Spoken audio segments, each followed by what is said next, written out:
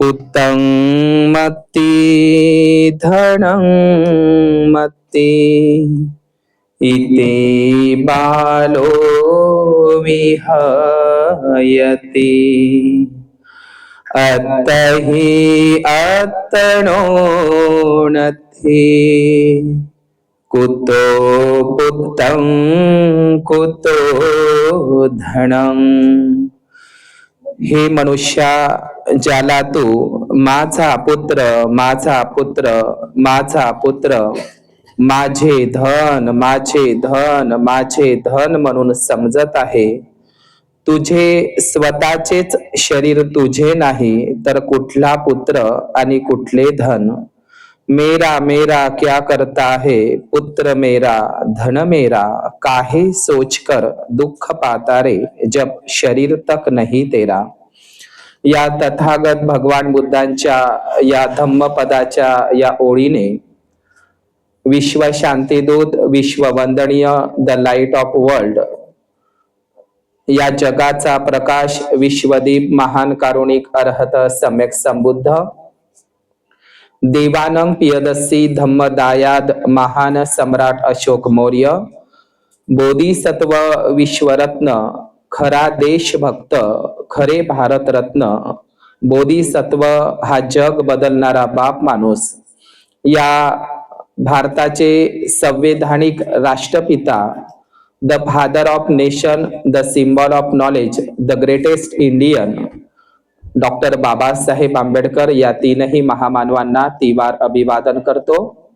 आज महाकवी युगकवी वामनदादा कर्डक यांच्या जयंतीच्या निमित्तानं महाकवी युगकवी वामनदादा कर्डक यांच्या जयंतीच्या सर्वांना शुभेच्छा। आज 15 ऑगस्ट स्वातंत्र्य दिनाच्याही सर्वांना सदिच्छा देतो। या 15 ऑगस्टलाच महाकवी वामनदादा कर्डक यांचा जयंती दिवस नाशिक जिल्ह्यातील देशवंडी या छोट्याशा गावामध्ये सिन्नर तालुक्यामध्ये त्यांचा या जन्म झालेला आहे।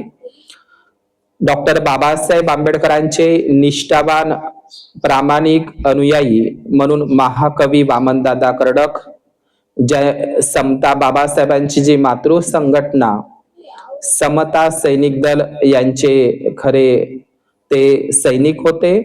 त्याचप्रमाणे त्यांनी 10,000 म्हणजे जगामध्ये डॉक्टर बाबासाहेब आंबेडकर या महापुरुष बोधिसत्वांच्या जीवनावर आधारित 10,000 गीत महाकवी वामनदादा कर्डक यांनी लिहिलेली आहे। काही बुद्धांची गीतं, काही सावित्रीबाई फुले, ज्योतिबा फुले यांच्यावरही महाकवी वामनदादा कर्डकांनी गीतं लिहिलेली आहे आणि त्यांच्या लेखणीला सत्याची धार होती। कमी शिकलेले होते, परंतु महाकवी वामनदादा कर्डक यांनी समाज प्रबोधन, लोक जागरण आणि धम्माचा प्रचार आणि प्रसार त्यांच्या गीतांमधून केलेला आहे। आजही त्यांच्या तोडीचा कवी, गायक आणि निष्ठावान प्रामाणिक अनुयायी आपल्याला महाराष्ट्रामध्ये दिसत नाही। तर डॉक्टर बाबासाहेब आंबेडकर यांच्या जीवनावर 10,000 पेक्षा जास्त गीत लिहिणारा महाकवी हा युगकवी वामनदादा कर्डक यांचा कविता संग्रह म्हणजे अत्यंत महत्वाचा मोहोळ नावाचा कविता संग्रह आहे। आणि महाकवी वामनदादा कर्डक यांनी मराठी चित्रपट सृष्टीमध्ये सुद्धा त्यांनी काही गीतं लिहिलेली आहे। महाराष्ट्रामध्ये सर्वाधिक काळ त्या मराठी सिनेमाचा अजूनही कोणीही रेकॉर्ड मोडलेला नाही। या महाराष्ट्रामध्ये सर्वाधिक काळ चाललेला मराठी सिनेमा म्हणजे सांगते ऐका। या सांगते ऐका या मराठी चित्रपटासाठी सुद्धा महाकवी वामनदादा कर्डक यांनी गीतं लिहिलेली आहे। सांगा या वेळीला माझ्या गुलछडीला, हे मी महाकवी वामनदादा कर्डक यांचं खूप मोठं योगदान आहे की झाली गुलाम मोकळे भीमा तुझ्या जन्मामुळे। हे गीतही महाकवी वामनदादा कर्डक यांनी लिहिलेलं आहे। मुंबईचा एक अधिकारी राज दरबारी आल्या परी जात कळेना, हे सुद्धा गाणं महाकवी वामनदादा कर्डकांचं आहे। तुफानातले दिवे आम्ही तुफानातले दिवे. अत्यंत महाराष्ट्रामध्ये लोकप्रिय असलेलं त्यांचं जे गीत आहे ते म्हणजे केस माझे जेव्हा हे गळू लागले, केस माझे हे जेव्हा गळू लागले, तेव्हा जीवन मला हे कळू लागले. हे महाकवी वामनदादा कर्डकांचं गाणं अत्यंत महाराष्ट्रामध्ये प्रसिद्ध आहे. आणि महाकवी वामनदादा कर्डक यांचं अत्यंत आणखी महत्वाचं गाणं म्हणजे गाण्याची लिस्ट सांगता येईल. मासोळी बोले आपल्या पिलाला, हे गाणं महाकवी वामनदादा कर्डकांचं अत्यंत महत्वाचं आहे. भीमा तुझ्या मताचे जर 5 लोक असते, तलवारीचे तयाच्या न्यारेच टोक असते. वाणीत भीम आहे करणीत भीम असता, वर्तन तुझ्या पिलांचे सारेच चोख असते. बिन डोक लोक नसते, सारे कामच चोख असते. भीमा तुझ्या मताचे जर 5 लोक असते, तलवारीचे तयाच्या न्यारेच टोक असते. किंवा वामनदादा कर्डकांचं एक गाणं जे अत्यंत महत्वाचं आहे, तुटतात तारा, म्हणजे आपल्या समाजाची व्यथा मांडलेली आहे महाकवी वामनदादा कर्डकांनी. समाजाची व्यथा कशी आहे? तुटतात तारा तोडू किती मी, एकटाच येथे जोडू किती मी. गेली 4 चाके चारी दिशेला, मोडलेला गाढा ओढू किती मी. म्हणजे या धम्माच्या रथाची ही 4 चाका आहे, भिक्खू, भिक्खुणी, उपासक आणि उपासिका. म्हणजे भिक्खू, भिक्खुणी, उपासक, उपासिका ही धम्माच्या रथाची 4 चाका आहे. आणि ही 4ही चाक 4 दिशेला गेलेली आहे. आणि हा धम्मरथाचा जो गाडा आहे, हा धम्मरथ आहे, हा बिना चाकाचा आहे. आणि ह्या बिना चाकाचा धम्मरथाचा गाडा ओढणं किती कठीण आहे, हे छोट्याशा या शब्दामध्ये महाकवी वामनदादा कर्डकांनी सध्याला आपल्या समाजाची व्यथा मांडलेली आहे की आपला समाज कसा संघटित नाही आणि कसा तो एकमेकांचा द्वेष करतो. आणि त्यामुळे बुद्धाने सुद्धा सांगितलेलं होतं 5 प्रकारचे महापाप मध्ये, 5 प्रकारचे महापाप जे बुद्धाने सांगितले होते भिक्खू संघाला, ते 5 प्रकारचे महापाप त्या भिक्खू संघाला सांगत असताना भगवान बुद्धांनी पहिल्या प्रकारचं महापाप सांगितलं होतं. ते पहिल्या प्रकारचं महापाप म्हणजे जन्म देणाऱ्या आईचा मातेचा खून करणं. समजलं तुम्हाला? जन्म देणाऱ्या आईचा मातेचा खून करणं हे पहिल्या प्रकारचं महापाप. दुसऱ्या प्रकारचं महापाप तथागत बुद्धांनी सांगितलं पालन पोषण करणाऱ्या पित्यांचं हत्या करणं, खून करणं.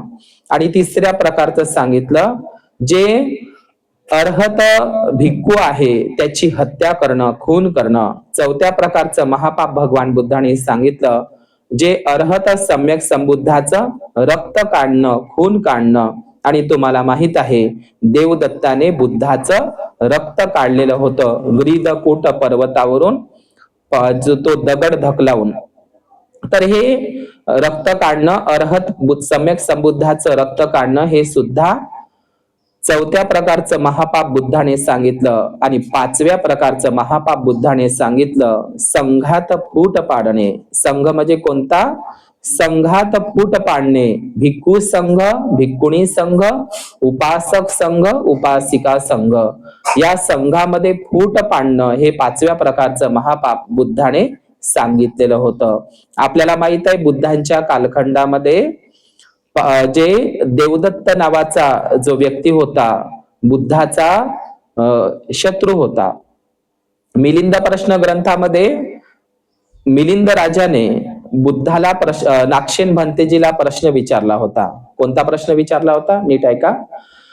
मिलिंद राजाने नागसेन भंतेजीला प्रश्न विचारला होता की भंते, तुम्ही म्हणता की बुद्ध हे सर्वज्ञ आहे. सर्वज्ञ म्हणजे सर्वज्ञ आहे. बुद्ध हे लोकविदू आहे. आधी मध्य अंताचं, भूत भविष्य वर्तमानाचं त्याला जाणकार असते बुद्धाला, सम्यक संबुद्धांना. मग बुद्ध जर सर्वज्ञ आहे, सर्वज्ञ आहे, जर त्यांना आधी मध्य अंताचं भवितव्य माहित असते तर मग त्यांनी देवदत्ताला प्रवज्या का दिली, देवदत्ताला भिक्खू का बनवलं, देवदत्त आपल्या भिक्खू संघामध्ये प्रवजित होईल, तो चिवर घातल्याच्या नंतर तो नालागिरी हत्ती सोडेल किंवा पहाडावरून दगड तो ढकलावून देईल किंवा भिक्खू संघामध्ये फूट पाडेल. मग ही बुद्धाला माहित नव्हतं का? मग बुद्धाने देवदत्ताला प्रवज्या चिवर का दिलं? बुद्धाला जर ते आधी माहित असतं तर बुद्धाने ते त्यांना प्रवज्या दिलीच नसती. परंतु भगवान बुद्ध मात्र हे करुणेचे महासागर असतात. जर देवदत्ताला चिवर दिलं नसतं, प्रवज्या दिली नसती भगवान बुद्धाला, तर तो जास्तच अधोगतीला गेला असता, म्हणजे जास्त अधोगतीला गेला असता.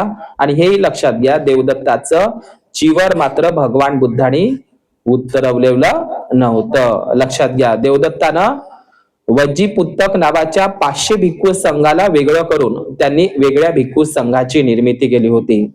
500 भिक्खूंना बुद्धाच्या भिक्खू संघामध्ये त्यांच्यामध्ये द्वेष उत्पन्न करून आणि त्यातही सारीपुत्त भंतेजीला आणि महामुगलायन भंतेजीला भिक्खू संघाचा संघ सेनापती बनविल्यामुळे हे लोक म्हणजे देवदत्त बुद्धाचा शत्रू बनला होता.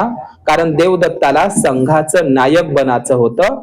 ज्याप्रमाणे लोक बुद्धाचा मान सन्मान करतात, त्यांचं आदरातिथ्य करतात, त्यांची स्तुती करतात, बुद्धांच्या गुणांची स्तुती करतात, तर देवदत्ताच्या मनामध्ये एक ईर्ष्या उत्पन्न झाली, द्वेष उत्पन्न झाला की ज्याप्रमाणे बुद्धाचा सन्मान होतो, आदरातिथ्य होतं, त्याच पद्धतीनं माझाही आदरातिथ्य सन्मान झाला पाहिजे, हे देवदत्ताच्या मनामध्ये ईर्ष्या होती.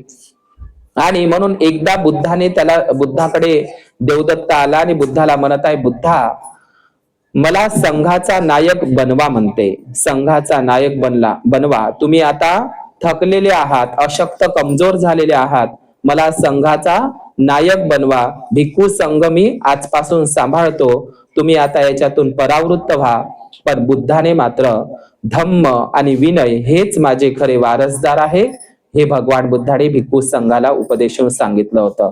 परंतु भगवान बुद्धांचा डावा उजवा हात संघ सेनापती सारीपुत्त आणि महामोगलायन होते आणि म्हणून त्यांची स्तुती भगवान बुद्ध नेहमी करायचे.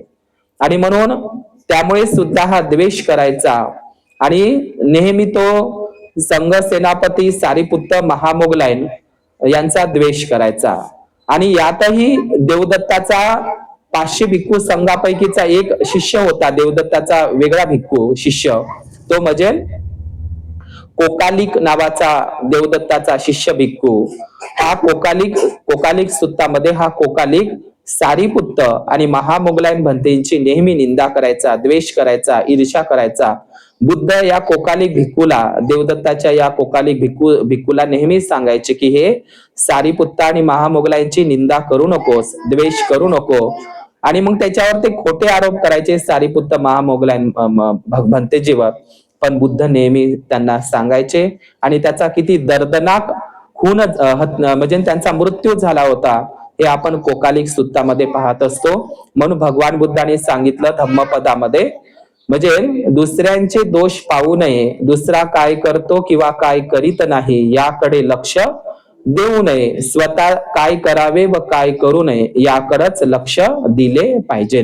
म्हणून भगवान बुद्धाने हेही सांगितलं आहे की मनुष्य दुसऱ्यांचे दोष लवकर सांगतो पण स्वतःचे दोष मात्र तो लपवीत असतो, हेही भगवान बुद्धाने सांगितलेलं आहे. आणि म्हणून आपल्या जीवनामध्ये संघामध्ये जे फूट पाडली होती, मी जे 5 प्रकारचे महापाप सांगितले आहे की संघामध्ये फूट पाडण्याचा प्रयत्न देवदत्ताने केलेला होता. 500 भिक्खू संघाला त्यानं वेगळं फोडलेलं होतं आणि त्यांनी वेगळ्या भिक्खू संघाची निर्मिती केली होती. मी जेव्हा 8 ते 10 दिवस झालेले आहे, मी फाययान चीनी नावाचा बौद्ध भिक्खू आला होता भारतामध्ये. चीनचा फाययान नावाचा चीनी बौद्ध भिक्खू हा 5व्या शताब्दीमध्ये भारतामध्ये आला होता विनय पिटकाचा अभ्यास करायला. फाययान नावाचा चीनी बौद्ध भिक्खू चायना देशातून आला होता भारतात. आता भारतामध्ये मेरी भारत यात्रा या पुस्तकामध्ये फाययान नावाच्या चीनी बौद्ध भिक्खून, आता प्रवासामध्ये मी वर्णन केलेलं आहे, मी ते वाचलं म्हणून मी सांगतो की जेव्हा फाययान खोतान प्रदेशामधून मथुरा सर्व बौद्ध स्थळांना त्याने भेट दिली फाययान भिक्खूने, तर फाययान भिक्खू जेव्हा श्रावस्तीला येत असतो. श्रावस्ती हे भगवान बुद्धांच्या 45 वर्षावासापैकीच 25 वर्षावास केलेलं ते ठिकाण होतं, जेतवनाराम. लक्षात घ्या. तर यावेळी जेव्हा फाह्यान नावाचा भिक्खू 5व्या शताब्दीमध्ये भारतामध्ये तो श्रावस्ती या ठिकाणी भेट देतो, भगवंताच्या त्या स्थळाला श्रावस्ती जेतवनला भेट देतो किंवा त्या पूर्वाराम महाविहार श्रावस्तीच्या त्याला भेट देतो. तर या फाह्यानं त्यांच्या मेरी भारत यात्रामध्ये फाह्यान नावाच्या त्या चीनी बौद्ध भिक्खूनं त्यांच्या प्रवास वर्णनामध्ये असं लिहिलेलं आहे की जेव्हा मी श्रावस्तीला भेट दिली तर त्या श्रावस्तीला अनेक भिक्खूंचे वेगवेगळे भिक्खू संघ होते. आता फाह्यान भिक्खूनं ते लिहिलेलं आहे म्हणून मी सांगतो की देवदत्त भिक्खूचा सुद्धा एक संघ त्याने पाहिलेला होता. कोणी? फाह्यान भिक्खूंनी 5व्या शताब्दीमध्ये आला होता. फाह्यान भिक्खू चीनी प्रवासी भिक्खू आहे. फाह्यानचं तुम्ही पुस्तक वाचा की फाह्यानं वेगवेगळे भिक्खू संघ पाहिले होते. जसे सम्राट अशोकाच्या काळामध्ये 18 पंथ उपपंथ तयार झाले होते, बुद्धालाच मानणारे होते. 18 उपपंथ सम्राट अशोकाच्या काळामध्ये झालेले होते. सम्राट अशोकाला सोडून बाकीचे सर्व काही जे बौद्ध राज्य झाले भारतामध्ये आणि जगाच्या पाठीवर ते सगळे महायान वज्रयान होते. फक्त बुद्धाच्या मूळ शिकवणुकीशी प्रामाणिक राहणारे केवळ सम्राट अशोक होते, स्थविरवादाला मानणारे, बुद्धाच्या मूळ शिकवणीला. तर लक्षात घ्या, 5व्या शताब्दी मधली गोष्ट आहे की 5व्या शताब्दीमध्ये हा फाह्यान जेव्हा भारतातील श्रावस्तीला भेट देतो तर त्यानं देवदत्ताचा एक भिक्खू संघ पाहिला. देवदत्त जिवंत नव्हता, पण त्याने देवदत्ताचा एक वेगळा भिक्खू संघ श्रावस्तीला त्यांनी पाहिला आणि तो बुद्धाची पूजा करत नव्हता, सम्यक संबुद्धाला मानत नव्हता. तो ककुसंद बुद्ध, कोनागमन बुद्ध आणि काश्यप बुद्ध या 3 बुद्धांची तो म्हणजे त्याचा तो सन्मान करायचा. सम्यक संबुद्धाला तो मानायचा नाही. त्यांच्या प्रवास वर्णनामध्ये लिहिलेलं आहे की म्हणजे देवदत्त जरी जिवंत नव्हता परंतु देवदत्ताच्या भिक्खू संघ मात्र फाह्यान भिक्खूनं त्यांचा वेगळा संघ पाहिलेला होता. दुसऱ्या धम्म संगीतीमध्ये 2 वेगवेगळे संघ निर्माण झाले होते. वैशालीला आपण पाहिलेले आहे. म्हणून जे मी तुम्हाला सांगितलं होतं की बुद्धानं सांगितलं की 5व्या प्रकारचं महापाप म्हणजे संघामध्ये फूट पाडू नका. संघामध्ये फूट पाडू नका. भिक्खू संघ असेल, भिक्खुणी संघ असेल, उपासक संघ असेल, उपासिका संघ असेल. आज आपण आखाडी पौर्णिमा ते आश्विन किंवा कार्तिक पौर्णिमेपर्यंत घाई गडबडीमध्ये धम्माचं ग्रंथाचं पठण करू नका. तुम्ही करुणानंद महातेरो भंतेचं प्रवचन ऐकत असाल नेहमी. त्यांनी गेल्या वर्षी अर्धा मिलिंद प्रश्न ग्रंथ वाचला आणि अर्धा मिलिंद प्रश्न ग्रंथ यावेळी ते अर्धे वाचत आहे. म्हणून आपण फक्त बुद्धविहारामध्ये वाचन करत आहोत. प्रत्येक बुद्धविहारामध्ये वाचन चालू आहे वर्षावासाचं, चांगली गोष्ट आहे. मग आपण कितीतरी दिवसापासून वर्षापासून वाचन करत आहोत. वाचनाला महत्व नाही, आचरणाला महत्व आहे. बुद्धाने त्याच्या धम्मग्रंथातही सांगितलेलं आहे. काय सांगितलं आहे? केवळ धर्मग्रंथाचे पठन करणं म्हणजे सुद्धा धम्म आहे. लक्षात घ्या. म्हणून केवळ बुद्धविहारात वाचन महत्वाचं नाही तर आचरण महत्वाचं आहे. आणि म्हणून अर्धा ग्रंथ झाला तरी चालते परंतु आपण प्रामाणिकपणे तो वाचा. तर मला जे मी मिलिंद प्रश्न या ग्रंथाची जी गोष्ट सांगत आहो की या मिलिंद प्रश्न ग्रंथामध्ये सुद्धा या नागसेन भंतेजी आणि मिलिंद राजाचं जे उदाहरण आलेलं आहे की देवदत्ताने संघामध्ये फूट पाडलेली होती. 500 भिक्खू संघाला घेऊन त्याने वेगळा संघ निर्माण केला होता. म्हणून भिक्खू संघामध्ये भिक्खू असेल तर भिक्खूने भिक्खू संघामध्ये, भिक्खुणी असेल तर भिक्खुनीने भिक्खुणी संघामध्ये, उपासक असेल तर उपासक आणि उपासक संघामध्ये, उपासिका संघ असेल तर उपासिकेने उपासिका संघामध्ये फूट पाडू नये. देवदत्ताने फूट पाडली होती. त्याचा किती अधोगतीचा मृत्यू झाला. काही लोक म्हणतात तो पच्चेक बुद्ध म्हणून जन्माला आला. परंतु आपण पाहिलेलं आहे की ह्या देवदत्तासारखी आजही काही लोक आहे का नाही संघामध्ये. देवदत्ताने जाणीवपूर्वक ते 5 प्रकारचे नियम बुद्धांना सांगण्याचा प्रयत्न केला होता. कोणते 5 नियम? बुद्ध हे नियम फॉलो करणार नाही. बुद्ध हे आपल्या भिक्खू संघामध्ये विनय पिटकामध्ये ते पारित करणार नाही हे नियम. आणि हेच आपल्याला कारण ठरेल की भिक्खू संघामध्ये फूट पाडता येईल. पहिलं सांगितलं होतं देवदत्ताने बुद्धाला की हा नियम पारित करा. कोणता नियम पारित करा म्हणते बुद्धाला सांगत आहे भिक्खू संघामध्ये हा विनय नियम पारित करा, पण बुद्धाने पारित केला नाही देवदत्ताचे नियम. कोणता? भिक्खू हा केवळ गावात राहता कामा नये, भिक्खू गावात राहता कामा नये, त्याने फक्त जंगलामध्येच वास्तव्य करावं, जंगलामध्येच वर्षावास करावा. कोणाचा नियम होता हा? देवदत्तानं बुद्धाला सांगत आहे की भिक्खूने केवळ जंगलामध्येच एकांतवास करावा, त्याने गावात थांबू नये, गावातल्या बुद्ध विहारात संगारामामध्ये त्याने वर्षावास करू नये, त्याने जंगल पहाडामध्ये गुफामध्ये गुहेमध्येच जंगलातच राहावं आणि जंगलातच त्यानं थांबावं, गावामध्ये यायचं नाही. लक्षात घ्या, भिक्खू जरी हा गृहत्यागी असला तरी त्यांनी जरी घर सोडलं असेल, कोण? भिक्खू आणि भिक्खुनी जरी घर सोडत असतो ना, गृहत्यागी जरी असेल तरी पण तो मात्र समाजशील व्यक्ती आहे.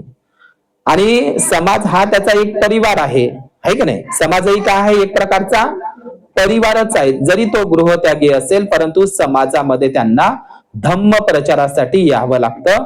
भिक्षाटन करणं, भिक्षा मागणं हे एक प्रकारचं माध्यम आहे. केवळ भिक्खू भिक्षाटन करत नाही तर त्या भिक्षाटनाच्या मोबदल्यामध्ये दुसऱ्याला धम्मही सांगत असतो. आलं का लक्षात तुम्हाला? तर देवदत्ताचा नियम पहिला कोणता होता? बुद्धाला पारित करायला सांगत आहे भिक्खूने केवळ जंगलातच अरण्यवासातच वनवासातच राहावं, त्याने गावामध्ये थांबायचं नाही, जंगलातच मुक्काम करायचा. पहा, देवदत्ताचा नियम बुद्धानं पारित केला नाही. दुसरा नियम देवदत्त सांगत आहे की भिक्खूंना तुम्ही आणखी नियम करा. कोणता? भिक्खूनं केवळ भिक्षा पात्रावरच जगलं पाहिजे, त्यानं आमंत्रणाचं भोजन स्वीकारायचं नाही. तुम्हाला आवडते का हा नियम? आम्रपालीच्या घरी, धनंजनीच्या घरी, सुदत्त अनाथ पिंडकाच्या घरी, मिगार माता विशाखाच्या घरी, बोधिराज कुमारच्या घरी, अनेकांच्या घरी भगवान बुद्ध भोजनासाठी गेलेले होते. बरोबर आहे का नाही? भगवान बुद्ध गृहप्रवेशाच्या कार्यक्रमासाठी सुद्धा गेले होते. कोणाच्या घरी? बोधिराज कुमारांनी कोकणात बोट म्हणजे कोकणात बोट नावाचा एक राजप्रासाद राजमहाल बांधला होता. त्याचं उद्घाटन करण्यासाठी 500 भिक्खू आणि तथागत भगवान बुद्ध बोधिराज कुमारच्या घरी गेले होते. लक्षात घ्या, बोधिराज कुमार सुत्तामध्ये आहे. तर म्हणजे देवदत्ताचं म्हणणं काय होतं? देवदत्ताचं म्हणणं हे होतं की भिक्खूनं केवळ भिक्षाटनावरच जगायचं, आमंत्रणाचं भोजन स्वीकारायचं नाही. कोणी आमंत्रण दिलं की जायचं नाही त्याच्या घरी, फक्त चारिका करायची आणि जगायचं. पण बुद्धानं मध्यम मार्ग ठेवला. आमंत्रणाचंही भोजन स्वीकारता येते, कोणी आणून दिलेलंही. तुम्ही विशाखाचे 8 वरदान तुम्ही ऐका बुद्ध आणि धम्मामध्ये. या विशाखाच्या 8 वरदानामध्ये, त्यांना शांत करा. विशाखाच्या 8 वरदानामध्ये विशाखा म्हणते की जो भिक्खू आजारी आहे, चारिका करू शकत नाही, त्याला जाग्यावर भोजन, आणि त्याची सेवा करणाऱ्या त्या श्रामणेराला सुद्धा जाग्यावर भोजन. जो भिक्खू प्रवासाला जातो, प्रवासाला निघालेला आहे, वाटेमध्ये गाव लागणार नाही, भोजनाची वेळ चुकून जाईल, विकाल भोजन होईल, म्हणून जो भिक्खू प्रवासाला जातो त्यालाही भोजन देण्याची परंपरा तुम्ही 8 वरदानामध्ये बुद्ध आणि धम्मामध्ये वाचू शकता. तर देवदत्ताचा दुसरा नियम कोणता होता? म्हणजे भिक्खूला आमंत्रणानं भोजन स्वीकारायचं नाही, त्यांनी चारिका भिक्षाटनावरच जगायचं. तिसरा नियम होता देवदत्ताचा, बुद्धाला सांगत आहे भिक्खूने जंगलात तर राहायचं, पण कुठे राहायचं? झाडाखालीच राहायचं. मोठं भलं मोठं झाड पाहायचं आणि त्या झाडाखालीच त्यांनी वर्षावास करायचा.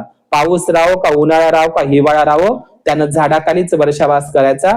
पण भगवान बुद्ध तसे नव्हते जैन धर्मासारखे, कारण पावसामध्ये तीव्र ओली होतात आणि तीव्र ओली झाल्यामुळे भिक्खू आजारी पडतो, मृत्युमुखी पडतो. त्याच्यासाठीच तर भगवान बुद्धांनी वर्षावास चालू केला ना. बुद्धाच्या काळामध्ये रोड महामार्ग असे नव्हते ना. आता जाऊ शकतो भिक्खू प्रवासानं, परंतु बुद्धाच्या काळामध्ये भिक्खू लोक पुराने वाहत जात होते, तीव्र ओले होत होते, लोकांची पिकं तुडवल्या जात होते, गवतामध्ये साप चावत होता, आहे का नाही? तर आणि बुद्धाच्या काळामध्ये घनदाट जंगल होते. आज जे तुम्ही सारनाथ पाहता ना, बुद्धानं जे पहिला वर्षावास केला सारनाथला, किंवा भगवान बुद्धाने वैशालीला शेवटचा वर्षावास वैशालीला केला महावनामध्ये. एवढे महावन म्हणजे घनदाट वन होते त्या काळामध्ये, बुद्धाच्या काळामध्ये. आणि म्हणून त्या काळामध्ये जंगली प्राणी होते, त्याच्यासाठी भगवान बुद्धाने वर्षावास सुरू केला.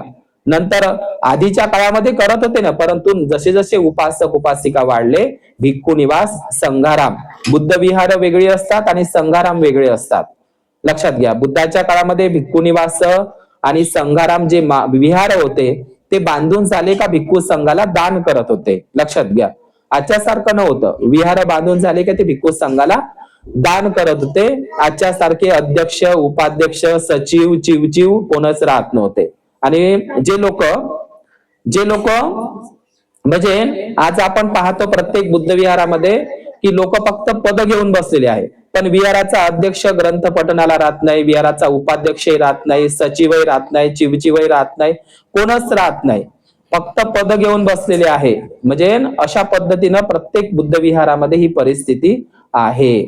मग जे लोक विहाराचे पद सांभाळतात, पदाधिकारी, पदाचे अधिकारी, तर ते पदाधिकारीच विहारामध्ये राहत नाही. जे विहाराचे मुखिया आहे, अध्यक्ष, उपाध्यक्ष, सगळ्या महाराष्ट्रामध्ये हीच परिस्थिती आहे.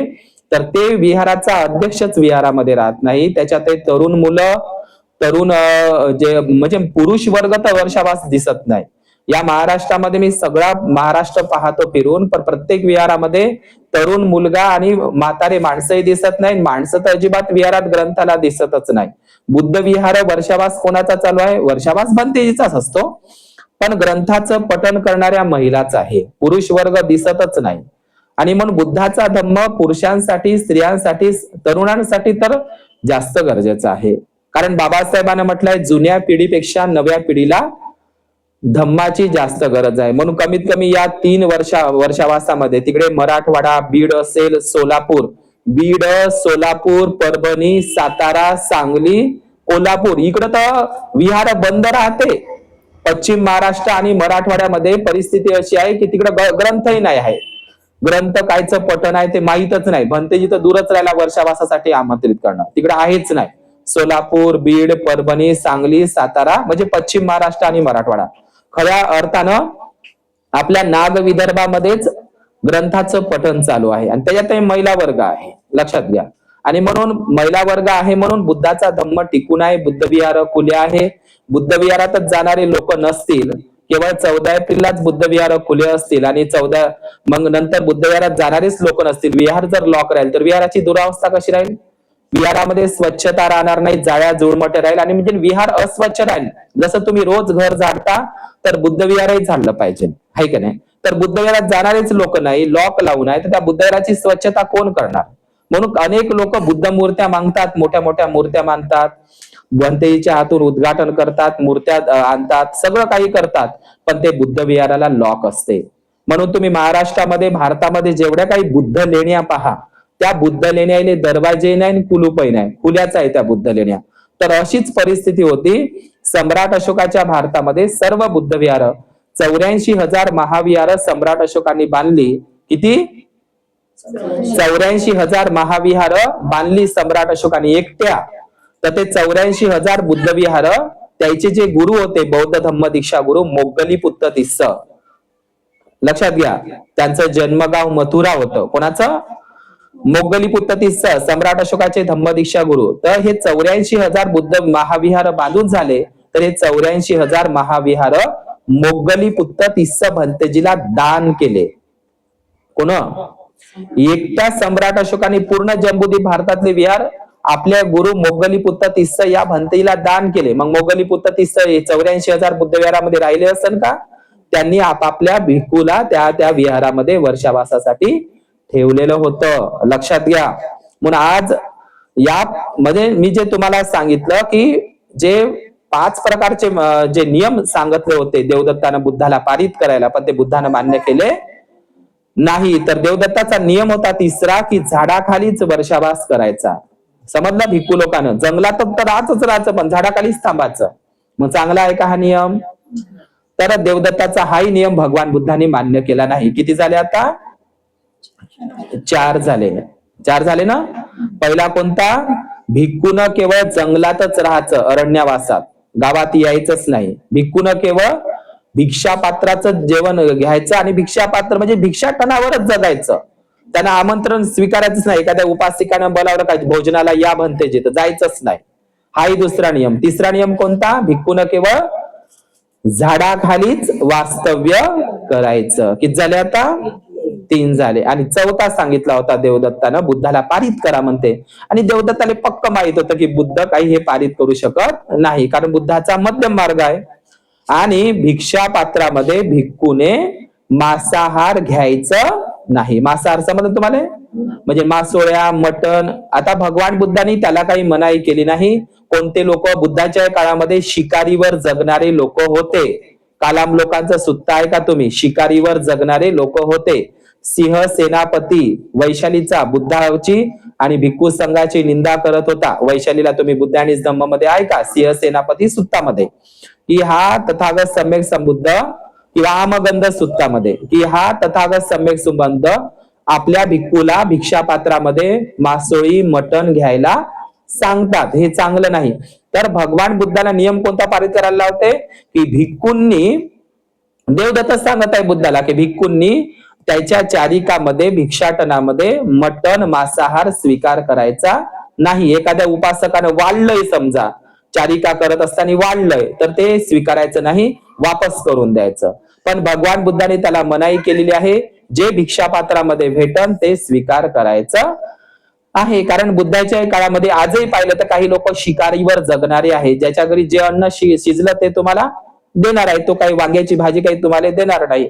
तर भिक्षापात्रामध्ये जे वाढलं ते अन्न म्हणून सेवन करायचं आहे. समजलं? सबे सत्ता आहार तितिका, सर्व प्राणी मात्र एका आहारावर निर्भर आहे. तर भगवान बुद्धाला सांगत आहे देवदत्त की भिक्खू संघाला मनाई करा म्हणते का भिक्षापात्रात आलेलं मांसाहाराचं भोजन ते नाकारा. लक्षात घ्या. पण बुद्ध म्हणतात नाही, जे भिक्षापात्र मध्ये पडलं ते भिक्खू संघाने सेवन करायचं. परंतु भिक्खू संघाला एक मात्र मनाई आहे, त्रिकोटी परिशुद्ध मांस. त्यानं स्वतः बाजारामध्ये आणता कामा नये. भिक्खूनं म्हणजे स्वतः बाजारामध्ये गेला, त्यानं मटण, कोंबड्या, मासोळ्या आणले, बोकड्याचं मटण आणलं, तर भिक्खू दोषी आहे. त्रिकोटी परिशुद्ध मांस म्हणजे अश्रुत, अपरिशंकित आणि ते त्रिकोटी परिशुद्ध आहे. म्हणजे त्यानं ऐकलेलं नसावं आणि त्याच्यासाठीच ते आणलेलं नसावं, किंवा त्याला माहित झालेलं आहे की माझ्यासाठी काहीतरी मटण आणलेलं आहे, किंवा तोंडाने म्हणता येत नाही. तर जे अचानक भिक्षापात्रामध्ये पडलं तर त्याला भगवान बुद्धाने मनाई केलेली नाही. तर देवदत्त काय म्हणते? भिक्षू संघाच्या याच्यामध्ये जर पडलं समजा मटण, तर भिक्खू लोकांनी वापस करायचं. पण बुद्ध म्हणतात नाही.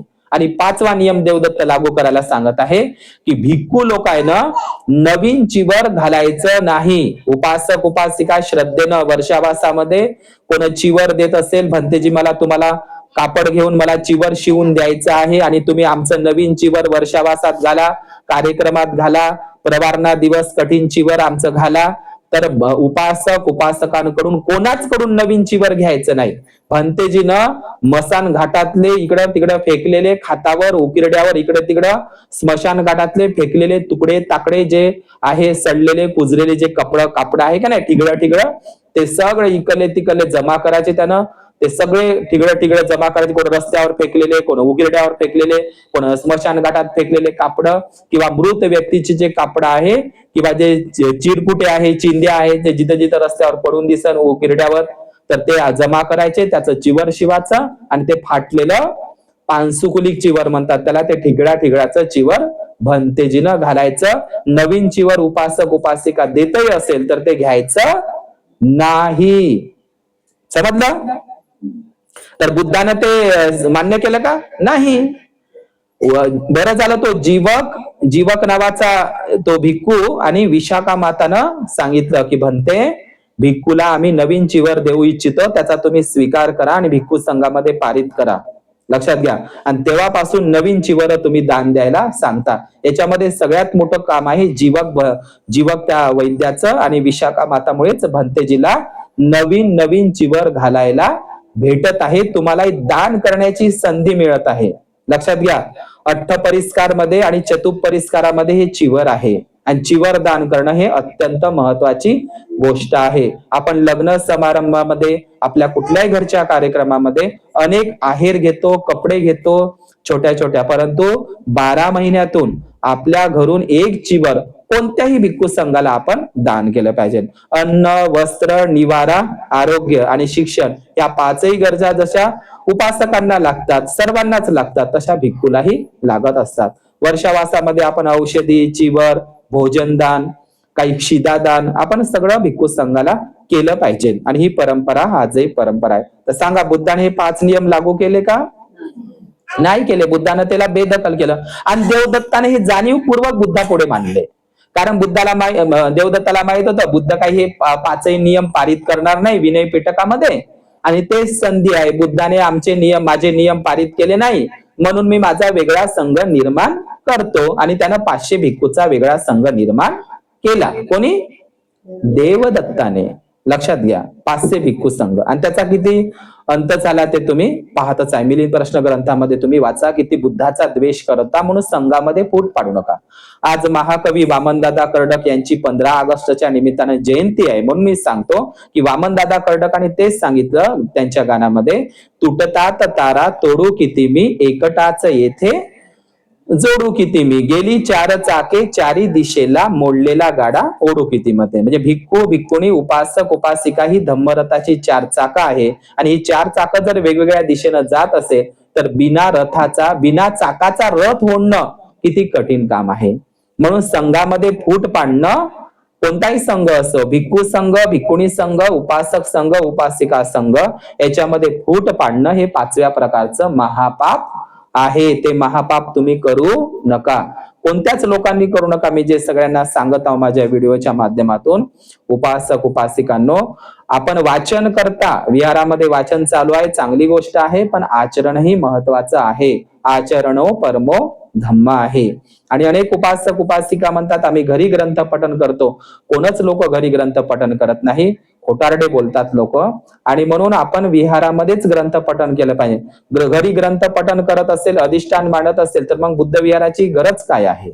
बुद्ध विहारात घरी तुम्ही ग्रंथ वाचत असाल, परिवारातल्या लोकांनी, ठीक आहे ना, वाचत असाल ना तुम्ही, परंतु विहार हे संघटित होण्याचं ठिकाण आहे. विहार हे धम्म संस्काराचं ठिकाण आहे. आपण पाहिलं असेल, बुद्ध विहाराची विद्यापीठ झाली होती.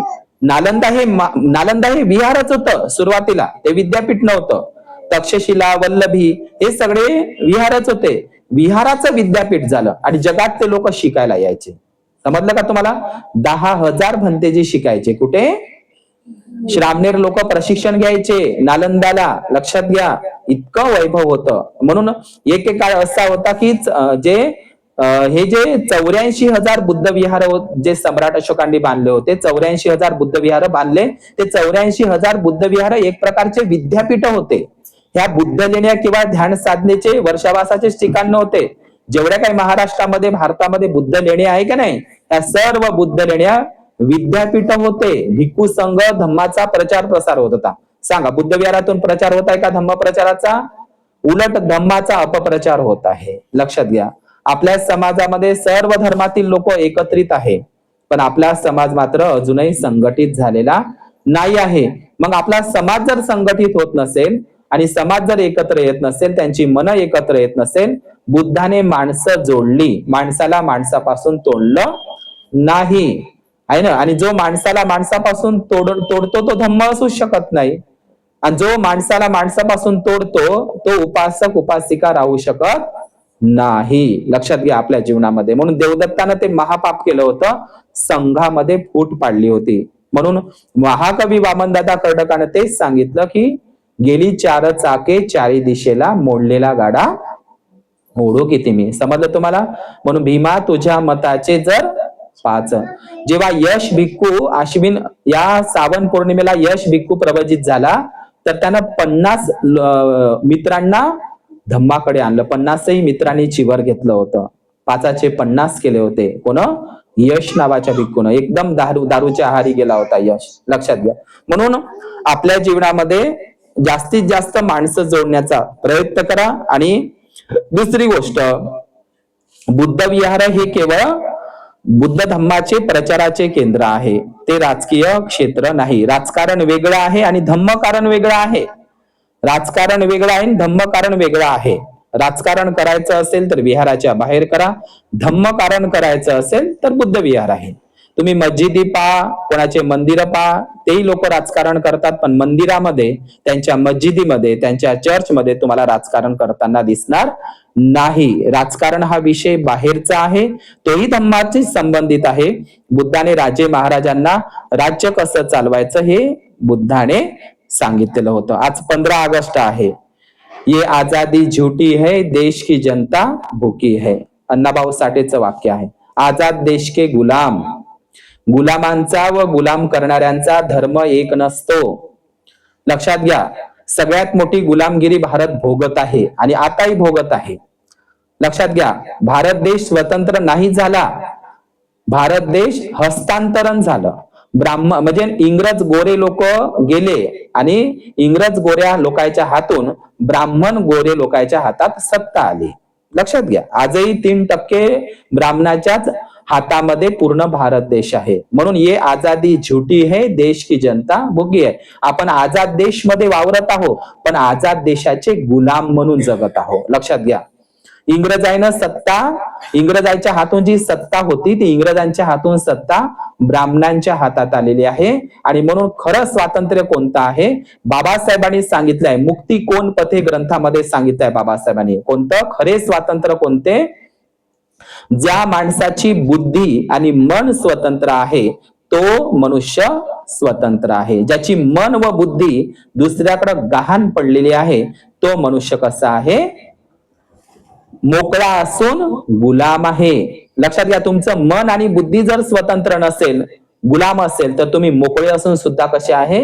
गुलाम आहे. म्हणून बाबासाहेबांनी सांगितलं मुक्ती कोण ही पथे या भाषणामध्ये काय सांगितलं बाबासाहेबांनी? या भारतातलं म्हणजे हा भारत देश तर स्वतंत्र झाला असं तुम्ही म्हणता, पण स्वातंत्र्याचं हस्तांतरण झालेलं आहे. काय झालेलं आहे? इंग्रज गोऱ्यांच्या हातून आता ते ब्राह्मण लोकांच्या हातामध्ये गेलेला आहे. आजही भारत देश कोणाच्या हातामध्ये आहे? 3% ब्राह्मणांच्या हातामध्येच आहे देश. लक्षात घ्या. आणि म्हणून मला सांगा, आजच्या अनुषंगाने मी सांगतो, या ठिकाणी कांताई बनसोडे आईच्या इथे जो कार्यक्रम घेतला, मला सांगा, इंग्रजांनी या भारतावर सत्ता किती वर्ष भोगली? 150 वर्ष. किती वर्ष?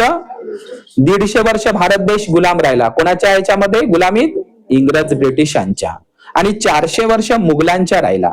डच आले, फ्रेंच आले, पोर्तुगीज आले, हुन आले, शक आले, पल्लव आले. मिलिंद राजाही विदेशीच होता, परंतु तो बुद्ध धम्माचा उपासक बनला. लक्षात घ्या.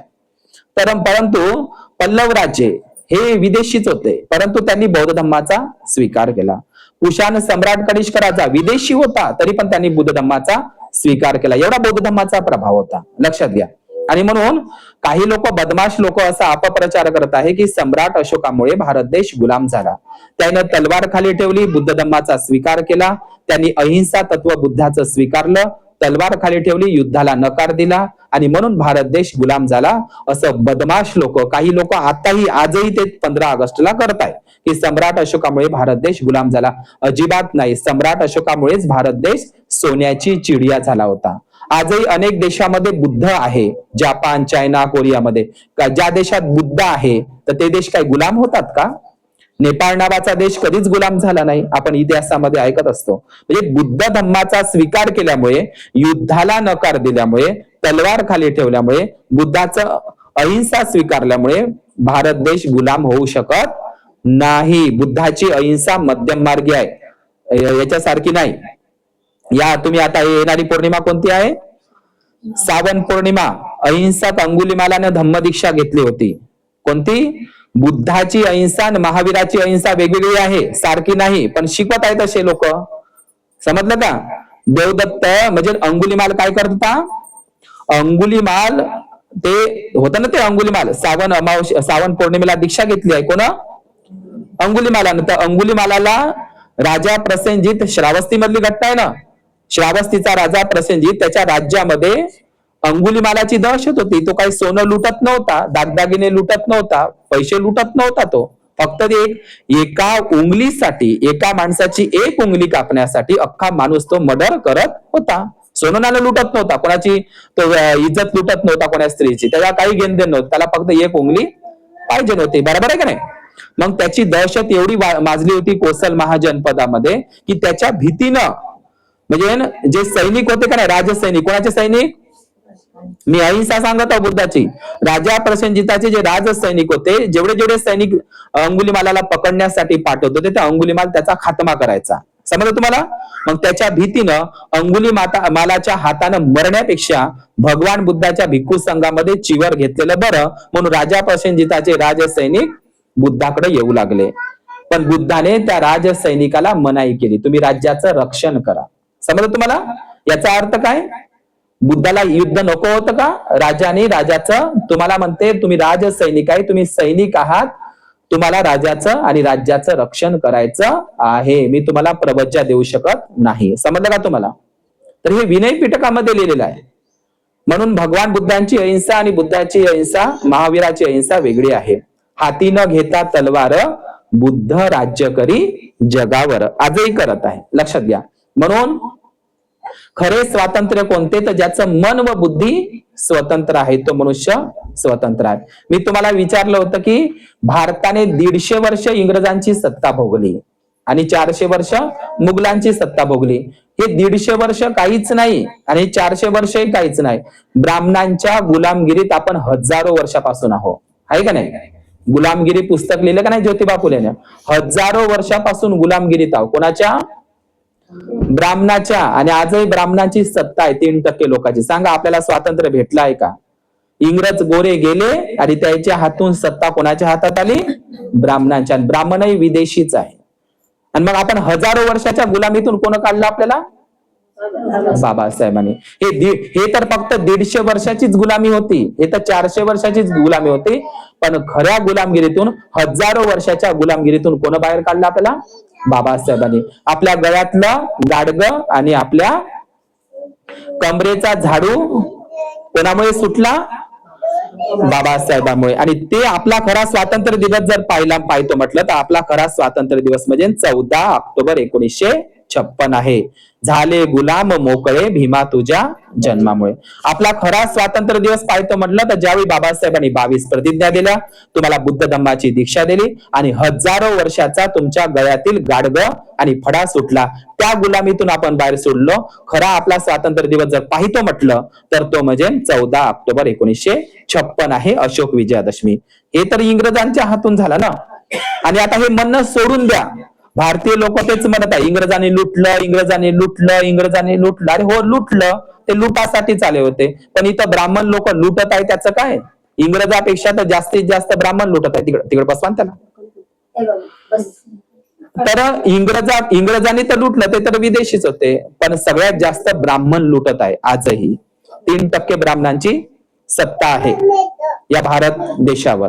म्हणून आजाद देश के गुलाम म्हणून आपण वावरत आहोत. ये आजादी झूठी है, देश की जनता भूकी आहे. आजही भारत देश ब्राह्मणवादाच्या, भांडवलवादाच्या, ब्राह्मणशाही आणि भांडवलशाही याच्यामध्ये भारत देश आहे, लक्षात घ्या. म्हणून बाबासाहेबांनी सांगितलं, हा देश जर ब्राह्मणवादाच्या आणि भांडवलदाराच्या म्हणजे ब्राह्मणवादाच्या आणि भांडवलदाराच्या घशात गेला हा देश, तर तुम्हाला पुन्हाही गुलामीचं जीवन भोगावं लागेल. आज अडाणी अंबानी या भांडवलदाराच्या घशामध्ये भारत देश आहे. भारत देश विकला आहे. अरावली पर्वत, ताडोबा, जंगल हे सगळं मोदीनं विकून टाकलेलं आहे. कोणाला? अडाणी अंबानीला, भांडवलदार. म्हणून भांडवलदाराच्या आणि ब्राह्मणवादाच्या संकटामध्ये हा देश पडलेला आहे. म्हणून जेव्हा ब्राह्मणवादातून हा देश मुक्त होईल. म्हणून काही लोक म्हणते ना, संविधान बदललं पाहिजे आणि पुन्हा मनुस्मृतीचा काळा कायदा लागू झाला पाहिजे. आणि मनुस्मृतीचा काळा कायदा पहिल्यांदा कोणाला गुलाम करते? स्त्रियांना आणि अस्पृश्यांना, लक्षात घ्या. म्हणून हिंदू राष्ट्र जे म्हणत आहे ना, त्यांना हिंदू राष्ट्र नाही, हिंदू राष्ट्राचं फक्त नाव आहे. हिंदू राष्ट्राच्या नावाखाली त्यांना ब्राह्मण राष्ट्र निर्माण करायचं आहे. आणि ब्राह्मण राष्ट्राचं संविधान असणार आहे मनुस्मृतीचा काळा नियम. समजलं तुम्हाला? आणि म्हणून मनुस्मृतीचा हा काळा कायदा आणून त्यांना ब्राह्मण राष्ट्र निर्माण करायचं आहे. आणि आजची जी मनुस्मृती आहे ते म्हणजे ईव्हीएम मशीन. ईव्हीएम मशीन म्हणजे आधुनिक मनुस्मृतीच आहे. जी मनुस्मृती बाबासाहेबांनी महाडला जाळली 25 डिसेंबरला, पण दुसरी मनुस्मृतीने जन्म घेतलाय ती आधुनिक मनुस्मृती म्हणजे ईव्हीएम मशीन आहे. आणि आधुनिक संविधान त्याचं तेच आहे. कोणतं? मनुस्मृती राबवायचा प्रयत्न करत आहे. जेव्हा या मनुवादाच्या, ब्राह्मणवादाच्या गुलामगिरीतून भारत देश मुक्त होईल, तेव्हाच खऱ्या अर्थानं आपण खरं स्वातंत्र्य भोगवाय. म्हणून मानसिक गुलाम बनू नका. मानसिक गुलाम आहे आपले लोक. आपली फक्त भौतिक बंधनं तुटलेली आहे. भौतिक बंधन म्हणजे गळ्यातलं गाडगं मडकं आणि हे काळे धागे दोरे सोडून दिले पाहिजे. हे गुलामीचं प्रतीक आहे. ब्राह्मणांनी दिलं होतं मनुस्मृतीनं. काळे धागे हाताला, पायाला, गळ्याला तुम्ही आजही काळे धागे दोरे बांधता आणि सांगता आम्ही गुलामीतून मुक्त झालो आहे की नाही. अजूनही तुम्ही ब्राह्मणवादाच्या मानसिक गुलामीमध्ये आहे. काळे धागे दोरे बांधणारे लोक बुद्धिस्ट राहू शकत नाही. काळे धागे दोरे बांधणारे म्हणजे तुम्हाला पांढरे कपडे बुद्ध घालायला सांगतात. पांढरे कपड्याचं एवढं पांढऱ्या रंगाचं इतकं महत्व आहे, मग काळ्याला का घेऊन बसलेले आहे तुम्ही? घालायचं असेल तर सोन्याचा दागिना घाला प्युअर, पण ते काळे सोडून दिले पाहिजे. या गुलामीतून तुम्ही मुक्त झालं पाहिजे, लक्षात घ्या. म्हणून आज 15 ऑगस्ट आहे तर महाकवी वामनदादा कर्डक यांची जयंती आहे. आणि आज जे सायमन कमिशन होतं, तुम्ही सायमन कमिशन ऐकलं ना? सायमन कमिशनामध्ये मतदानाचा अधिकार, शिक्षणाचा अधिकार, काही सवलती होत्या. तर त्या सायमन कमिशनला भारतातल्या सगळेच लोकांनी विरोध केला होता. यवाना भगतसिंगनं सुद्धा विरोध केला होता. फक्त बाबासाहेबांनी सायमन कमिशनचं समर्थन केलं होतं आणि त्याच्यामध्ये 7 सदस्य होते, इंग्रजच होते. कारण इंग्रजांच्या दरबारामध्ये, राजदरबारामध्ये, इंग्रजांच्या दरबारामध्ये चापलुसी करणारे कोण होते? ब्राह्मण लोकच होते. इंग्रजांच्या काळामध्ये. इंग्रजांच्या काळामध्ये ब्राह्मणाला काहीच करावं लागलं नाही. उलट सावरकर सारखे लोक, मंगल पांडे सारखे लोक इंग्रजांचे हस्तक होते. इंग्रजांच्या दरबारात त्याला पगार भेटत होता. कोणाले? सावरकर, मंगल पांडे, राजाराम मोहन राय हे लोक इंग्रजांच्या दरबारात नोकरीला होते. लक्षात घ्या. त्याले इंग्रज आहे म्हणजे इंग्रजांच्या काळामध्ये ब्राह्मणाची मजाच होती. त्याच्यावर काही अन्याय अत्याचार नव्हते. आणि मुघलांच्या काळामध्ये ते लोक, त्याची मजाच होती. खरे आपल्यावर अन्याय अत्याचार झाले असेल तर या सगळ्याच कारभारामध्ये. म्हणून ज्योतिबा फुलेनं सांगितलं की इंग्रज आणि मुस्लिम हे आपले खरे शत्रू नाही. खरे शत्रू ब्राह्मणच आहे. हजारो वर्षापासून त्याच्या गुलामीतून भोगत आहोत आपण, लक्षात घ्या. सावित्रीबाई, ज्योतिबा, बाबासाहेबांचा छळ करणारे लोक तुम्हाला माहितच आहे आणि आता इथे तुम्हाला माहितच आहे. हिस्ट्रियांना हे चालू आहे. म्हणून खरं स्वातंत्र्य बाबासाहेबाला, एकदा बाबासाहेब म्हणते गांधीजीले की मला मातृभूमी नाही. मातृभूमी म्हणजे मला स्वतःचा देश नाही. बाबासाहेब म्हणतात गांधीजीला, पण गांधीजीच्या तोंडातलेच वाक्य आहे हे वाले. कोणते? की बाबासाहेब तुम्हीच खरे देशभक्त आहात. आपण प्रथम भारतीय व नंतरही भारतीय. बाबासाहेबाचं वाक्य आहे. गोलमेज परिषद, हिंदू कोड बिल आहे का नाही, बाबासाहेबांचं ते दामोदर प्रकल्प, ते भाकरा नांगल प्रकल्प, सोन प्रकल्प, हे वीज निर्मिती, हे धरणं वगैरे सगळे बाबासाहेबांनी बांधले. द प्रॉब्लेम ऑफ रुपीवर बँकेची निर्मिती केली, लक्षात घ्या. म्हणून बाबासाहेब सिम्बॉल ऑफ नॉलेज आहे. बाबासाहेबच खरे देशभक्त आहे. बाबासाहेबच खरे भारतरत्न आहे. भारतरत्न पद फक्त बाबासाहेबाला शोभून दिसते, लक्षात घ्या. अजूनही ज्योतिबा फुले, सावित्रीबाईला भारतरत्न भेटलं नाही. मागच्या लोकांना भेटून राहिले, कारण ब्राह्मणवादी बसलेले आहे, लक्षात घ्या. म्हणून बाबासाहेबांचे ते शब्द सांगतो. बाबासाहेब बोलतात की आपलं स्वातंत्र्य पुन्हाही आपण गमावू शकतो जर या भारतातील लोक देशापेक्षा, देश मोठा का व्यक्ती मोठा, देश मोठा का व्यक्ती मोठा, तुमच्यानुसार बाबासाहेबांच्या म्हणत देश मोठा आहे का व्यक्ती मोठा? पण इथं भारतामध्ये काय, व्यक्ती मोठा, आमचा मोदी मोठा. समजलं का तुम्हाला? तर बाबासाहेबांचं वाक्य आहे का देश मोठा का व्यक्ती मोठा? तर बाबासाहेब म्हणतात व्यक्तीपेक्षा देश मोठा आहे. पण लोक कायले महत्व देत आहे? व्यक्तीला. म्हणून बाबासाहेबांनी सांगितलं आपलं स्वातंत्र्य आपण पुन्हा गमावून बसू जर या भारतातील लोक देशापेक्षा व्यक्तीला, देशापेक्षा राजकीय पक्षाला, देशापेक्षा जातीला, देशापेक्षा धर्माला आणि देशापेक्षा व्यक्तीला जर आणि राजकीय पक्षाला जर महत्व देऊ लागले. म्हणजे देश मोठा नाही, आमच्यासाठी मोदी व्यक्ती मोठा आहे, आमच्यासाठी आमचा राजकीय पक्ष मोठा आहे, आमचा धर्म मोठा आहे, आमची जात मोठी आहे. जर असं भारतातील लोक जर असेल तर भारत देश पुन्हा गुलाम झाल्याशिवाय राहणार नाही. तसा तो ब्राह्मणवादाच्या गुलामीमध्ये आहेच. म्हणून हजारो वर्षाच्या गुलामीतून बाबासाहेबांनी काढलेला आहे. म्हणून इंग्रजांनी लुटलं ते लुटासाठीच आले होते. इंग्रजापेक्षाही ब्राह्मण लोक लुटत आहे. समजलं का तुम्हाला? सोन्याची चिडिया भारत देश होता. सम्राट अशोकाने संविधान लिहिलं होतं, दगडावर संविधान लिहिलं होतं. सम्राट अशोक हे संविधानाचे पहिले निर्माते होते. दगडावर त्यांनी संविधान लिहिलं होतं. तुम्ही संविधानामध्ये संविधानाच्या कलमा आणि शिलालेख आता नष्ट केले. यापूर्वी सुद्धा संविधान नष्ट केलं सम्राट अशोकाचं. सम्राट अशोकाचं संविधान दगडावर होतं, बाबासाहेबांचं संविधान कागदावर आहे. हेच तर संविधान जाळा म्हणते, नष्ट करा म्हणते. कारण संविधान आताचीच गोष्ट नाही, संविधान सम्राट अशोकाने लिहिलं होतं पण ते दगडावर, कागद नव्हता तेव्हा. तर ते संविधान नष्ट केलं ब्राह्मणवाद्यांनी, लक्षात घ्या. शिलालेख म्हणजे संविधानच आहे. राजानं प्रजेसोबत कसं वागलं पाहिजे, अन्न वस्त्र निवारा. तुम्ही कूटदंत सुत्त वाचा. बुद्धानं राजे महाराजाला राज्य कसा करावं, प्रजेसोबत कसं वागावं, बुद्धानं नियम सांगितले होते. तुम्ही कूटदंत सुत्त, नगरोपम सुत्त, चक्रवर्ती सिंहनाथ सुत्त किंवा ते महासुदर्शन सुत्त किंवा महागोविंद सुत्त, अप्रमाद सुत्त, हे सुत्त तुम्ही वाचा ना, तर तुम्हाला माहित पडेल की बुद्धाने राजे महाराजाला उपदेश केला होता. आणि म्हणूनच हेच उपदेश, हे सर्व उपदेश बुद्धाचे मोगली पुत्र तिस्सनं सम्राट अशोकाला सांगितलं होतं.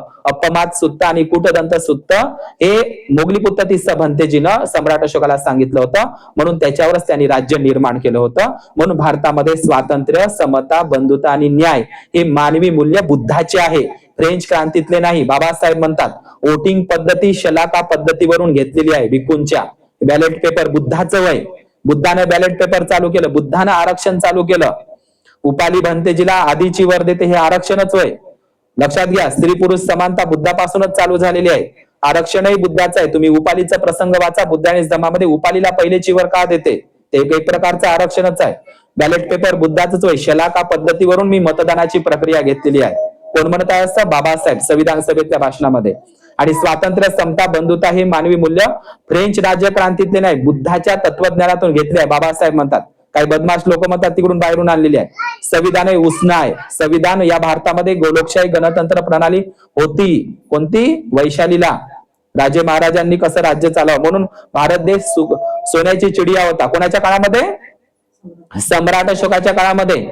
आणि शेवटच्या राजाची हत्या झाली आणि तेव्हापासून भारत देश गुलाम झाला. उलट सम्राट अशोकामुळे भारत देश गुलाम झाला नाही, तो उलट मौर्य राजांची हत्या झाल्यामुळे भारत देश गुलाम झाला. लक्षात घ्या. भारत देश, तो सम्राट अशोकाचाच भारत देश बाबासाहेबाला निर्माण करायचा होता आणि त्याच्यासाठीच बाबासाहेबांनी संविधान लिहिलेलं होतं.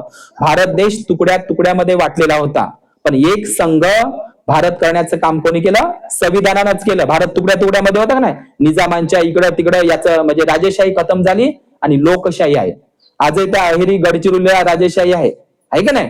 तर ह्या सगळ्या राजेशाही मधून लोकशाहीमध्ये आणला आणि लोकशाही कोणाची आहे? बुद्धाची आहे. स्त्री पुरुष समता, सगळ्याला समान अधिकार. लक्षात घ्या. म्हणून आपल्या जीवनामध्ये बुद्धाचं हे, म्हणून व्यक्ती मोठा का देश मोठा, तर बाबासाहेबांनी सांगितलं व्यक्तीपेक्षा देशच मोठा आहे. व्यक्तिपूजक बनू नका, भंतेजीचंही बनू नका. बुद्धानं व्यक्तिपूजक बनायला नाही सांगितलं. राजा प्रसेनजीत धावत आला होता, युद्ध जिंकला, धावत आला आणि बुद्धाचे पाय पकडले जेतवनामध्ये. तर बुद्ध काय म्हणते जेतवनाला, म्हणजे राजा प्रसेनजीताला, की हे राजा काय बनवू नका तुम्ही. बुद्धाने व्यक्तिपूजक बनायला नाही सांगितलं. तो भिक्खूराव का कोणी राव, आपल्यापेक्षा भिक्खूराव का कोणताही व्यक्ती राव, तर लोक व्यक्तिपूजक बनत आहे. व्यक्तिपूजक बनायचं नाही. व्यक्तिपूजक बनणं घातक आहे. बाबासाहेबाचं भक्त बनायचं नाही, अनुयायी बनायचं आहे. बुद्धाचा भक्त नाही बनायचं. लोक भक्त बनवून राहिले. तुम्ही रथविनीत सुत्त वाचा, बुद्धाचं तुम्हाला माहित पडेल. किंवा संप साधनीय सुत्त वाचा. लोक श्रद्धा म्हणते, बुद्ध धम्म संघाप्रती, पण ती श्रद्धा नाही, अंधश्रद्धा आहे. भगवान बुद्धांनी कधीही व्यक्तिपूजक बनायला सांगितलेलं नाही. व्यक्तिपूजक म्हणजे, म्हणून आपल्या भारत देशामध्ये व्यक्तिपूजक आहे का नाही लोक, मोदी म्हणून तो खरं. मग व्यक्तिपूजक बनणं म्हणजे हुकुमशाह बनणं होय. हुकुमशहाला जन्म नाही द्यायचा. आपल्या बुद्ध विहारामध्ये लोकशाही असली पाहिजे, देशामध्ये लोकशाही असली पाहिजे, विहारातही लोकशाही असली पाहिजे आणि आपल्या घरातही लोकशाही असली पाहिजे. नाहीतर घरातली बाई म्हणून ते पूर्व दिशा, त्याच्यामुळे घरात सत्यानाश होते, भांडणं होते. घरातल्या सगळ्या लोकांनी, लोकशाही म्हणजे काय, देशातच नाही, लोकशाही घरातही असली पाहिजे, बुद्ध विहारातही असली पाहिजे. मी म्हणून ते विहारात, तसं होणार नाही. तर आपले लोक हुकुमशाह बनले. मोदीला शिव्या देतो आपण, देतो का नाही? मोदी हुकुमशाह आहे, तो कोणाचं ऐकत नाही. कधी तो म्हणजे ते काय म्हणते बा, पत्रकारांकडे मुलाखती घेत नाही, आहे का नाही, मिटिंगी घेत नाही. काही काही लोक विहारामध्ये मिटिंगाच घेत नाही, मिटिंगाला भेटतात. याचाच अर्थ तो काय आहे? हे हुकुमशाह आहे. विहारामध्ये बुद्धाने हुकुमशाही नाही सांगितली. घरातही हुकुमशाही नाही करायची, बुद्ध विहारातही हुकुमशाही करायची नाही, देशातही हुकुमशाही करायची नाही. आपल्याला व्यक्तिपूजक बनवायचं नाही. व्यक्तीपेक्षा देश मोठा आहे. समजलं तुम्हाला? देश मोठा का व्यक्ती मोठा? पण भारतामध्ये तशी परिस्थिती निर्माण होत आहे. आमचा मोदी मोठा म्हणते, देश तिकडे गेला तरी चालते. म्हणून देश विकलेला आहे आहे का नाही? भारत देशामध्ये ही अवस्था चालू आहे, म्हणून अजूनही आपण ब्राह्मणवादाच्या गुलामीमध्ये आहे. तुमचं मन आणि बुद्धी जर स्वतंत्र असेल तर तुम्ही गुलाम नाही आहे, आणि तुमची मन आणि बुद्धी जर गुलामीत असेल, दुसऱ्यांच्या याच्यामध्ये बाहुल म्हणून तुम्ही राहत असाल, बाबासाहेब म्हणतात मुक्ती कोण पते या भाषणामध्ये, तर तुमचं मन आणि बुद्धी स्वतंत्र असली पाहिजे. कोणाच्या हातचं बाहुल बनू नका, स्वाभिमानानं जगा, गोडासाठी उष्ट खाऊ नका. आपलं लाचारीचं जीवन भाकरीपेक्षा स्वाभिमानाला महत्व द्या. भाकर महत्वाची नाही, स्वाभिमान महत्वाचा आहे. इज्जत खूप महत्वाची असते. माणसाला उपास पडला तर मरून जाईन तो एक प्रकारचा, मेला तरी चालते, पण स्वाभिमान गमवायचा नाही आपला. समजलं का? म्हणून बाबासाहेबांनी ताट मानेने स्वाभिमानानं जगायला सांगितलं, खाली मान घालून नाही. मेंढरासारखं, हे मेंढरासारखं जीवन आपण नाकारलं पाहिजे. कोणाचं हो मालक जी मालक हे नाही राहिलं पाहिजे. मग म्हणून बुद्धाची लोकशाही घरातही असली पाहिजे. घरात जर तुमची बुद्धाची लोकशाही नसेल, माणूस म्हणून तर ते घरात भांडणं होते. मग बाई म्हणते तुम्हीच करा तुमच्या मतानं, पोरगमध्ये तुम्हीच करा बिघडलं तर. म्हणून घरातही लोकशाही असली पाहिजे बुद्धाची, बुद्ध विहारातही असली पाहिजे आणि देशातही असली पाहिजे. परंतु काही आज भारतामध्ये हुकुमशाह लोक जन्म घेत आहे, मोदी सारखे, आहे का नाही? देश त्यांच्या गुलामीमध्ये आहे, जंगल विकले, सगळं विकलं त्यानं. आणि लक्षात घ्या, आज जंगलामध्ये भिक्खू लोक राहत होते, ताडोबा जंगल विकून टाकलं. कोण? मोदीनं, अंबानीने, त्या अडाणीला विकून टाकलं बरं ताडोबा जंगल. ज्ञानज्योती बनतेचं जंगला पाडामध्ये भिक्खू लोकच राहत होते. भिक्खू लोक काही प्राण्यांना मारून टाकत होते का? उलट ते प्राण्यांची रक्षा करत होते. जंगलामध्ये वर्षावास करण्याचे एकांतवासाचे ठिकाणं होते ते. आज विकून टाकलं ताडोबा जंगल, रावली पहाड तिकडं याच्यामध्ये. लक्षात घ्या. म्हणून आज महाकवी वामनदादा कर्डक आणि स्वातंत्र्य दिनाच्या निमित्ताने हे स्वातंत्र्य या शब्दाला जन्म देणारे बुद्धच आहे. स्वातंत्र्य हे एक बुद्धाचं मूल्य आहे. लक्षात घ्या. ते काही स्वातंत्र्य म्हणजे मनमोकळं जगणं, मनात येईन तसं जगणं, मी म्हणन तसं जगणं, स्वातंत्र्य त्याचा अर्थ तसा नाही. स्वातंत्र्य म्हणजे काय? मानसिक गुलामीतूनही मोकळं होणं, त्याला स्वातंत्र्य म्हणते.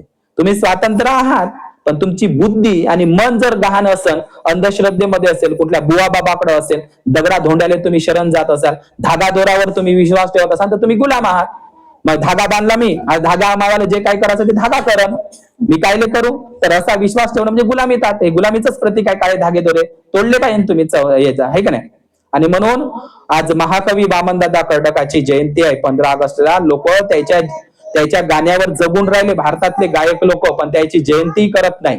कोणाच्या गाण्यावर जगून राहिले? वामनदादा कर्डकाच्या गाण्यावर जगून राहिले गायक लोक, कलावंत लोक, पण त्याचं स्मारकही बांधलं नाही गायक लोकांना. त्याची जयंती करत नाही, स्मारकही बांधताय. किती मोठी खेदाची गोष्ट आहे.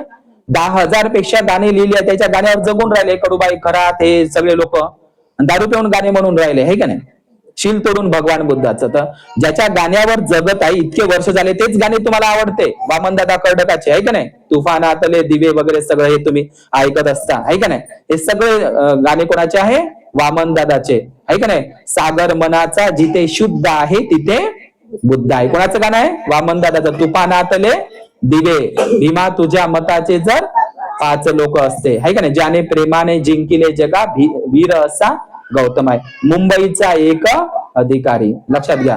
तर हे सगळे गाणे वामनदादा कर्डक आणलेले आहे. आणि वामनदादाचे गाणे म्हणजे एक शब्दाला सत्याची धार आहे. इतके सुंदर गाणे आहे वामनदादा कर्डकांचे. त्यांच्या गाण्याला तोड नाही. तर 15 ऑगस्ट हा त्यांचा जयंती दिवस आहे. म्हणून महाराष्ट्रातले जे काही लोक वामनदादा कर्डकांच्या गाण्यावर जगून राहिले, मी सांगत आहो महाराष्ट्रातल्या लोकांना की वामनदादा कर्डकांच्या गाण्यावर फक्त जगत आहे, आपले धंदे करत आहे, बिझनेस करत आहे, पण त्यांची जयंती करत नाही, त्यांचं स्मारकही बांधलेलं नाही. जयंती व्हायला पाहिजे वामनदादा कर्डकांची, आहे का नाही? एवढे गाणे लिहिले त्यांनी तर, आणि त्यांनी प्रबोधन केलंय. आजही त्यांची गाणं ही माणसाला जागृत करते. म्हणून बाबासाहेबांचे ते निष्ठावान कार्यकर्ते होते. आज महाकवी वामनदादा कर्डक यांच्या जयंतीच्या आणि 15 ऑगस्टच्या सगळ्यांना मी सदिच्छा देतो. आज या ठिकाणी या गाडगेनगर पुलगाव या ठिकाणी बनसोडाईने मला या ठिकाणी आमंत्रित केलं. या ठिकाणी तुम्ही माझं धम्मदेसना ऐकली. या आजच्या प्रित्यर्थ या ठिकाणी थांबतो. भवतु सब्ब मंगल, भवतु सब्ब मंगल, भवतु सब्ब मंगल.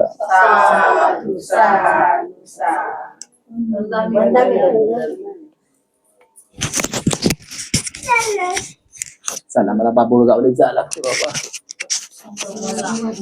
किती वाजले आता? वाजू द्या, होते जाणार नाही. 2 व्हीलरनं जातो. देवगाव मार्गे. सुबोध आहे. आता मला संकेतनं आणून सोडलं ना.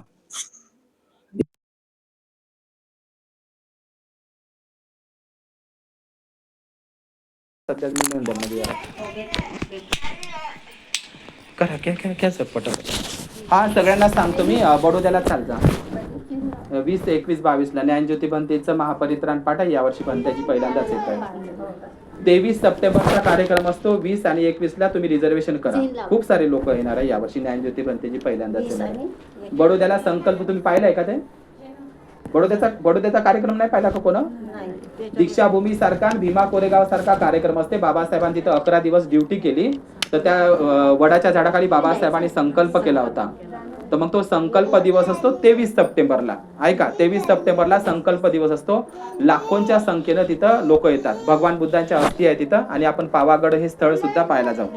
म्हणून तुम्ही 23 सप्टेंबरला कार्यक्रम असतो मेन. तुम्ही 20 ते 21चं रिझर्वेशन करा नाहीतर सुरत पर्यंत करा.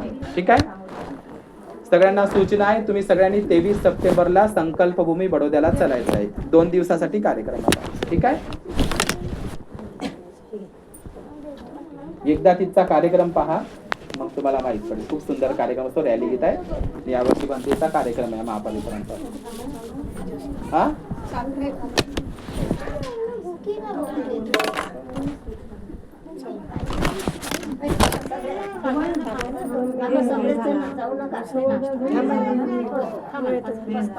जाऊ द्या ना. स्वातंत्र्य दिवस आहे. तुम्ही स्वतंत्रच आहे आज. काही घर नका जाऊ. नेहमीच आहे ते भांडे गुलाम. किती दिवस ते भांड्याचे गुलाम राहत. एका दिवसात आहे ना. बस ना येतात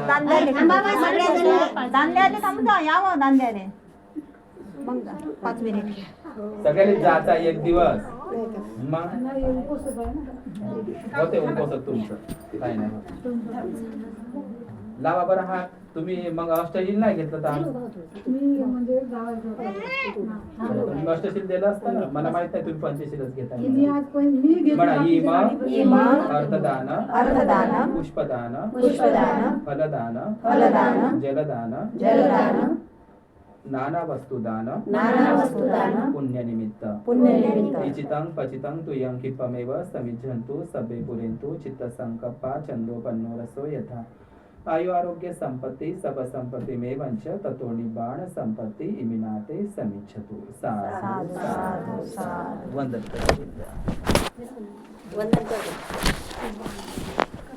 टाकाय त्या पिशवी मध्ये.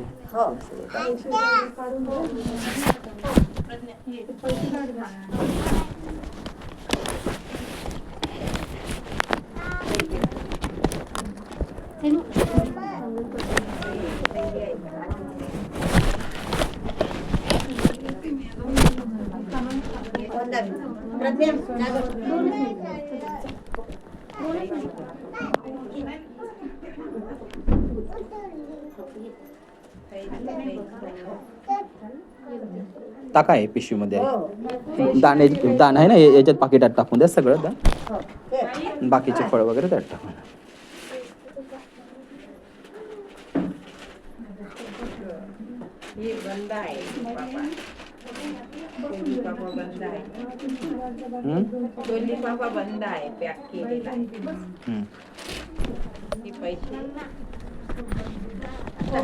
याच्यात टाकून दे. याच्यात टाकून दे. द्या टाकून भरून घ्या त्याच्यामध्ये सगळं. नाश्ता ना. ठीक आहे एकत्रच बांधून द्या. मी भोजनासोबतच खाईल आता. आमच्या विहारापाशीच जेवण आहे. तारखा घेऊन आहे ना त्याच्या. हो आईच्या घरी जेवण. त्याने तारखा घेतल्या ना वर्षावासाच्या. आता हे भिक्षा पात्रातच खातो. आता हेच वालं हेच अन्न झालं ना. अन्नच आहे ना.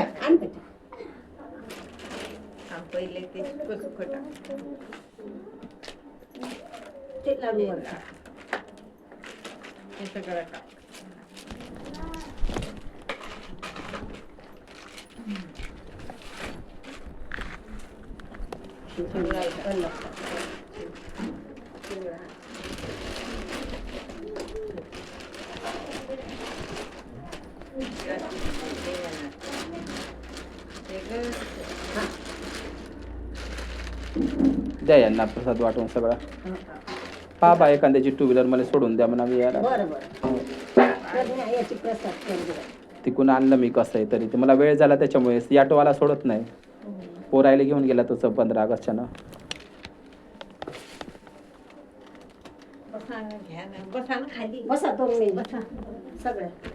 तुम्ही जमा करा मग बाया बडोद्यासाठी पुढच्या महिन्यात.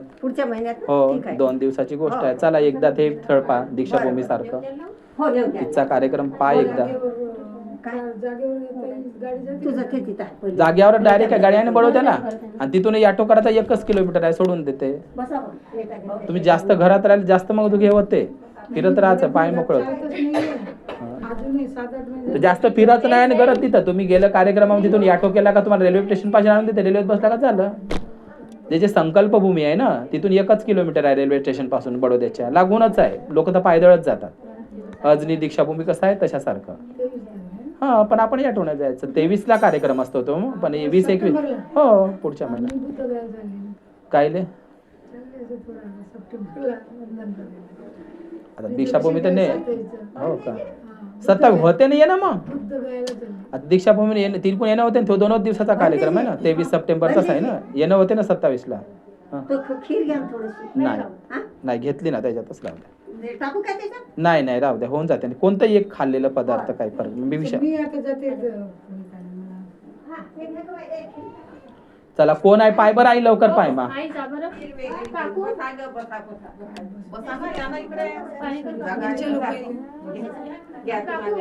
आई पाय बर मा लवकर.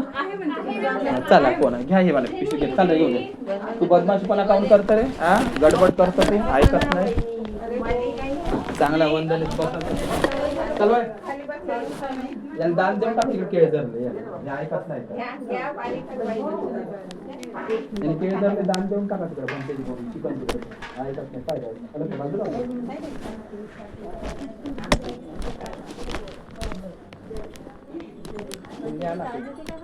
हो गडबड करत मला केळ धरले देऊन टाका लागते ना तिकडे दान देऊन करून बसतो तिकडे.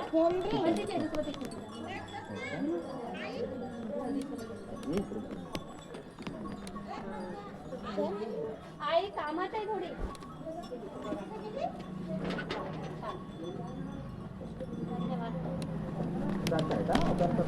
नाही विचारायचं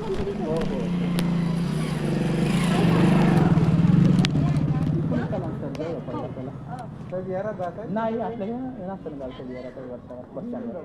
बरं चालेल